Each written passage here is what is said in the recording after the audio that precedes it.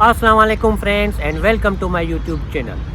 अगर आप जापान जाने की ख्वाहिश रखते हैं तो इस वीडियो में मैं आपको बताऊंगा कि अब आप जापान का वीज़ा कैसे हासिल कर सकेंगे।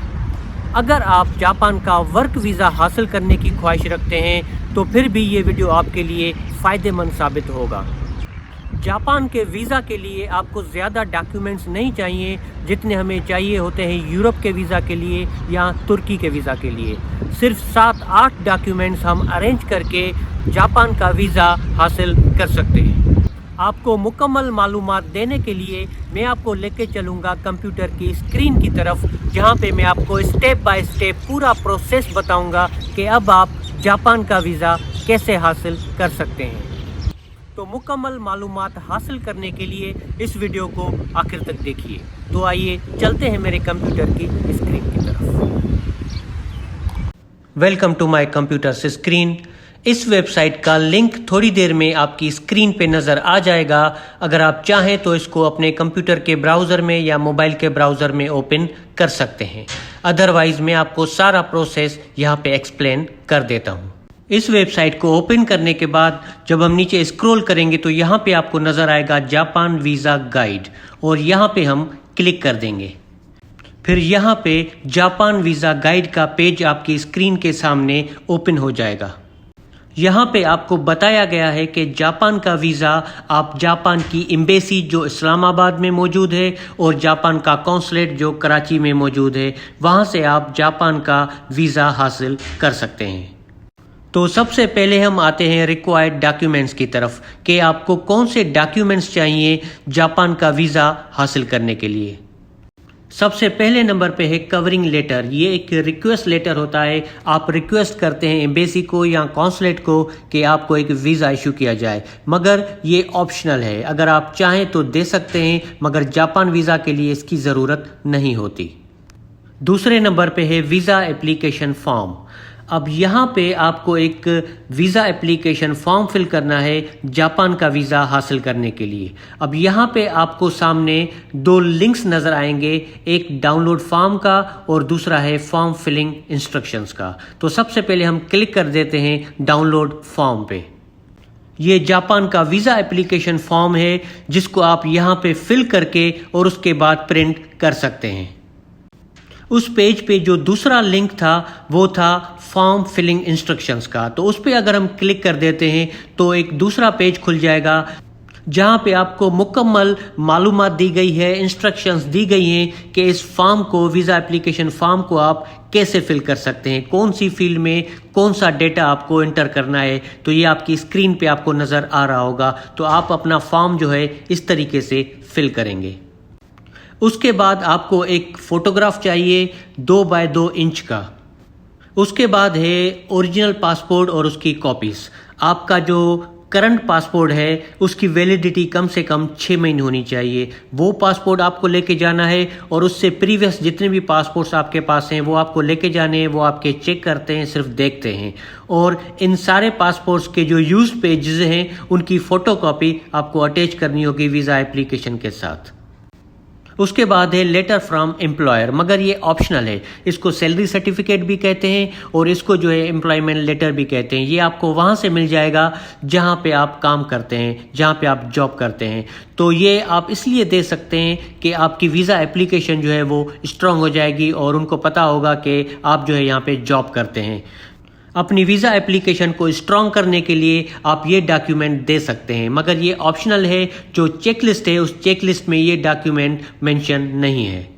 उसके बाद आपको एक बैंक स्टेटमेंट चाहिए लास्ट 3 मंथ्स की। अगर आपके पास अपनी बैंक स्टेटमेंट नहीं है तो आपके भाई की या पेरेंट्स की बैंक स्टेटमेंट भी चल जाएगी। फिर आपका भाई या आपके पेरेंट्स जो है वो एक एक्स्ट्रा लेटर भी देंगे कि वो आपको सपोर्ट करते हैं। उसके बाद आपको एक फ़्लाइट रिज़र्वेशन चाहिए। ये आपकी सिर्फ रिज़र्वेशन होगी जाने की और वापस आने की। आपको कंफर्म एयर टिकट परचेज़ करने की ज़रूरत नहीं है। ये जो है कुछ वेबसाइट्स भी होती हैं जो जहाँ से आप ऑनलाइन जाके एक फ़्लाइट रिज़र्वेशन कर सकते हैं और फिर उसका प्रिंट ले सकते हैं। अदरवाइज़ आप किसी एजेंट के पास भी जा सकते हैं, ट्रैवल एजेंट के पास। वो आपको एक रिजर्वेशन जो है करके उसका प्रिंट आपको दे देगा, मगर उसके वो 500 या 1000 आपसे चार्ज कर सकता है। इससे ज़्यादा देने की ज़रूरत नहीं होती। उसके बाद आपको एक होटल रिजर्वेशन देनी होती है, ये भी एक रिजर्वेशन होती है। आपको पेड होटल बुकिंग खरीदने की ज़रूरत नहीं होती वीज़ा प्रोसेस के लिए, जापान के वीज़ा प्रोसेस के लिए। तो इसके लिए भी आप जा सकते हैं booking.com की वेबसाइट पे, और वहाँ पे लेफ्ट हैंड साइड पे फिल्टर्स होते हैं, वहाँ से आप चूज़ करें वो होटल्स जो बगैर क्रेडिट कार्ड के बुकिंग करते हैं। फिर वहाँ पे एक बुकिंग यानी रिजर्वेशन आप कर लें और उसका एक प्रिंट ले लें, और वीज़ा फॉर्म में उस होटल की डिटेल्स जो है वो आप डाल दें। मगर आपको उन सारे दिनों की बुकिंग रिजर्वेशन आपको करनी होगी जितने दिन आप जापान जाना चाहते हैं। मिसाल के तौर पर अगर आप एक हफ़्ते के लिए जाना चाहते हैं तो एक हफ़्ते के लिए आपको जो है होटल रिज़र्व करना पड़ेगा। फिर जब आपका वीज़ा अप्रूव होके आ जाता है उसके बाद आप एक कंफर्म होटल बुकिंग जो है वो खरीद सकते हैं और एक कंफर्म फ्लाइट टिकट खरीद सकते हैं। उसके बाद आपको एक NIC की कॉपी चाहिए A4 पेपर साइज पे, वो आप अटैच कर लें। उसके बाद है ट्रैवल प्लान। अब यहाँ पे आपको लिस्ट में नज़र आ रहा होगा ट्रैवल प्लान, और उसके सामने एक लिंक है जिस पे लिखा हुआ है डाउनलोड फॉर्म। अगर हम क्लिक कर देते हैं डाउनलोड फॉर्म के इस लिंक पे तो आपके ब्राउज़र में एक फॉर्म ओपन हो जाएगा, ट्रैवल प्लान का फॉर्म। ये आपका ट्रैवल प्लान होगा और इस फॉर्म को आपने फिल कर देना है। मिसाल के तौर पर आप 7 दिनों के लिए जापान जा रहे हैं तो आप यहाँ पे जो पहला कॉलम है उसके अंदर डेट लिखा हुआ है, तो 7 दिनों की यहाँ पे डेट्स लिख लें और आगे होटल का नाम और कॉन्टेक्ट नंबर डाल दें कि वो 7 दिन आप कौन कौन से होटल्स में रहेंगे जापान में। ये basically day by day activity है कि पहला दिन आप कहाँ पे होंगे, दूसरा दिन आप कहाँ पे होंगे। तो इस तरीके से जितने दिन आप जापान में रहते हैं ये उसका ट्रैवल प्लान है। तो आप इसको फिल करके और उसके बाद आप इसका प्रिंट ले सकते हैं। उसके बाद है स्टूडेंट कार्ड, मगर ये ऑप्शनल है, ये उनके लिए है जो स्टूडेंट्स हैं, यूनिवर्सिटी या कॉलेज में पढ़ते हैं। उसके बाद है MRC और FRC, मगर ये भी ऑप्शनल्स हैं, ये उनके लिए हैं जो विद फैमिली जा रहे हैं। अगर आप वाइफ के साथ जा रहे हैं तो आपको MRC देना पड़ेगा, अगर आप फैमिली के साथ जा रहे हैं और बच्चे भी हैं आपके तो फिर आपको FRC देना पड़ेगा। और उसके बाद है चाइल्ड बर्थ सर्टिफिकेट, ये भी उनके लिए है जो फैमिली के साथ जाते हैं और बच्चों के साथ जाते हैं तो उनको चाइल्ड बर्थ सर्टिफिकेट देना होता है। अगर आप अकेले जा रहे हैं तो ना तो आपको स्टूडेंट कार्ड की ज़रूरत है, ना MRC की, ना FRC की, और ना ही चाइल्ड बर्थ सर्टिफिकेट की। उसके बाद आखिर में है चेक लिस्ट फॉर्म। इसको आपने सिर्फ प्रिंट कर लेना है और आपने सेलेक्ट कर लेना है कि कौन से डॉक्यूमेंट्स आपने अरेंज कर लिए हैं। मिसाल के तौर पे हम क्लिक कर देते हैं डाउनलोड चेक लिस्ट पे, और यहाँ पे आपके सामने ये चेकलिस्ट जो है वो ओपन हो गई। अब यहाँ पे अगर आप कॉलम्स के ऊपर टाइटल में देखें तो यहाँ पे वीज़ा टाइप्स लिखी हुई हैं। एक है विजिटिंग रिलेटिव्स, दूसरे नंबर पे विजिटिंग फ्रेंड्स, और तीसरे नंबर पे हॉलीडे, और चौथे नंबर पे है बिजनेस। तो आप कौन से वीज़ा के लिए अप्लाई कर रहे हैं? जो अप्लाई कर रहे हैं वो अप्लाई कर रहे हैं हॉलीडे वीज़ा के लिए, जो तीसरे कॉलम सेकेंड लास्ट कॉलम में आपको नज़र आ रहा है हॉलीडे। इस हॉलीडे कॉलम में वही 8 डॉक्यूमेंट्स आपको बता रहा है जो मैंने आपको अभी बताए। इस फॉर्म को लेके आपको कंफ्यूज नहीं होना है। जिसके ऊपर हॉलीडे लिखा हुआ है सिर्फ वो कॉलम आपके काम का है, वो टूरिस्ट वीज़ा का है। उसके अंदर जो सर्किल्स दिए हुए हैं, बॉक्सेस दिए हुए हैं, उसको हमें टिक कर लेना है कि ये डॉक्यूमेंट्स हमने अरेंज कर लिए हैं। उसके बाद इस फॉर्म को अपनी वीज़ा एप्लीकेशन के साथ अटैच कर लें। इस वक्त जो करंट सिचुएशन है, इस सिचुएशन में कभी वीज़ा ओपन हो जाता है, कभी वीज़ा क्लोज हो जाता है। तो नीचे एक लिंक दिया हुआ है, click here for updated travel information on covid. तो आप इस पर क्लिक करके जो इस वक्त लेटेस्ट इन्फॉर्मेशन है आप उससे अपडेट रह सकते हैं। उसके बाद आप स्क्रॉल करके नीचे आएंगे तो यहाँ पे आपको नज़र आएगा वीज़ा फ़ीस और प्रोसेसिंग टाइम। तो यहाँ पे वीज़ा फ़ीस में आपको दिखा रहा है अगर आप हॉलीडे टूरिस्ट वीज़ा लेते हैं तो सिंगल एंट्री की फ़ीस है 3000 जापानीज़ येन, और मल्टीपल एंट्री या डबल एंट्री की फ़ीस है 6000 येन, और अगर आप ट्रांजिट वीज़ा लेना चाहते हैं तो उसकी फ़ीस है 700 येन। आज की डेट में ये फ़ीस है, मगर ये फ़ीस कभी भी चेंज हो सकती है। मगर ये आपको येन में नहीं देनी, ये आपको पाकिस्तानी रुपीज़ में देनी है। जब आप वीज़ा एप्लीकेशन वहाँ पे सबमिट करने जाते हैं तो उस वक्त जो है, उस दिन जो है क्या रेट होता है येन का, उस हिसाब से आपको वीज़ा की फ़ीस जो है वो पे करनी होती है।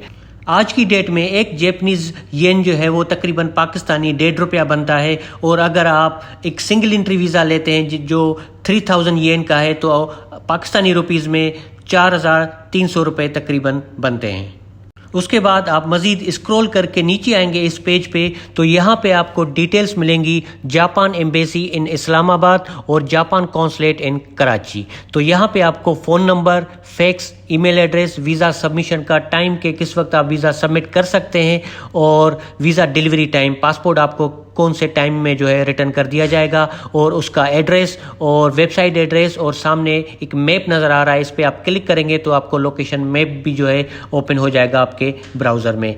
ये सारी कॉन्टैक्ट डिटेल्स हैं, अगर आपको कोई भी क्वेश्चन है तो आप उनसे रब्ता कर सकते हैं। अदरवाइज़ यहाँ पे जाके आप अपनी वीज़ा एप्लीकेशन जो है वो सबमिट कर सकते हैं। जो डॉक्यूमेंट्स मैंने आपको बताए चेकलिस्ट के हिसाब से, वो जैसे आपके डॉक्यूमेंट्स रेडी हो जाते हैं तो आप यहाँ पे जाके अपनी वीज़ा एप्लीकेशन सबमिट कर सकते हैं। उसके बाद आप इस पेज को मज़ीद स्क्रॉल करेंगे तो यहाँ पे आपको मिलेगा शॉर्ट इंट्रो ऑफ जापान और टूरिज़्म इन जापान, और उससे भी ज़्यादा यूज़फुल इन्फॉर्मेशन आपको मिलेगी कि अगर आप जापान जाते हैं तो कौन से सिटीज़ आपको जो है, कौन से शहर आपको विज़िट करने चाहिए, और उन सिटीज़ में कौन से टूरिस्ट एरियाज़ हैं जहाँ पे आपको स्टे करना चाहिए। ये थी जापान के टूरिस्ट वीज़ा की फुल वीज़ा गाइड। मुझे बहुत सारे लोगों के, दोस्तों के मैसेजेस आते हैं इंस्टाग्राम पे कि वर्क वीज़ा जापान का कैसे हासिल किया जाए। तो डायरेक्ट अगर आपके पास कोई ऑफ़र लेटर है तो आप वर्क वीज़ा के लिए अप्लाई कर सकते हैं यहाँ की एम्बेसी या कॉन्सुलेट में। अगर नहीं है तो उसका तरीक़ेकार ये होता है कि आप हॉलीडे यानी टूरिस्ट का वीज़ा लें, जिसका पूरा प्रोसेस मैंने आपको ये बताया, और उसके बाद आप वहाँ पे जाएं और जॉब के लिए वहाँ पे अप्लाई करें। फिर जैसे ही आपको वहाँ पे जॉब मिल जाती है तो फिर आपका जो एम्प्लॉयर होगा, आपकी जो कंपनी होगी, वो आपको एम्प्लॉयमेंट लेटर जारी करेगी। तो उस पर मैं एक दूसरा वीडियो बनाऊँगा कि अब आप जो है जापान का वर्क वीज़ा कैसे हासिल कर सकते हैं। तो ये जो वीडियो था इसमें मैंने आपको बताया कि जापान का टूरिस्ट वीज़ा आप कैसे हासिल कर सकते हैं और जापान आप कैसे जा सकते हैं। अब दूसरे स्टेप में ये आएगा कि अब आप जापान का वर्क वीज़ा कैसे हासिल कर सकते हैं। तो मैं जल्दी उस पर एक दूसरा वीडियो बना के अपलोड करूँगा। तो आप इस YouTube चैनल को सब्सक्राइब करें और बेल आइकन प्रेस करें ताकि आपको दूसरे वीडियो की नोटिफिकेशन मिल जाए। ये थी जापान टूरिस्ट वीज़ा की फुल वीज़ा गाइड। इस वेबसाइट का लिंक आपकी स्क्रीन पे नज़र आ रहा होगा। अगर आप चाहें तो ये अपने कंप्यूटर के ब्राउज़र में या मोबाइल के ब्राउज़र में आप इसको ओपन कर सकते हैं। ये जापान की tourist visa guide mobile app पे भी मौजूद है। तो आप डाउनलोड करें सोलो ट्रैवल टाइगर की मोबाइल ऐप अपने एंड्रॉयड फ़ोन पे या अपने आईफोन पे। अगर आप एंड्रॉयड फ़ोन यूज़ करते हैं तो आप जाएं प्ले स्टोर के अंदर, सर्च करें सोलो ट्रैवल टाइगर और डाउनलोड करें इस ऐप को। अगर आप आईफोन यूज़ करते हैं तो आप जाएं ऐप स्टोर के अंदर और सर्च करें सोलो ट्रैवल टाइगर और डाउनलोड करें इस ऐप को। अगर आपको कोई भी क्वेश्चन है तो आप मुझसे पूछ सकते हैं नीचे कमेंट बॉक्स में, और फिर मिलते हैं एक अगले वीडियो में। तब तक अल्लाह हाफ़िज़।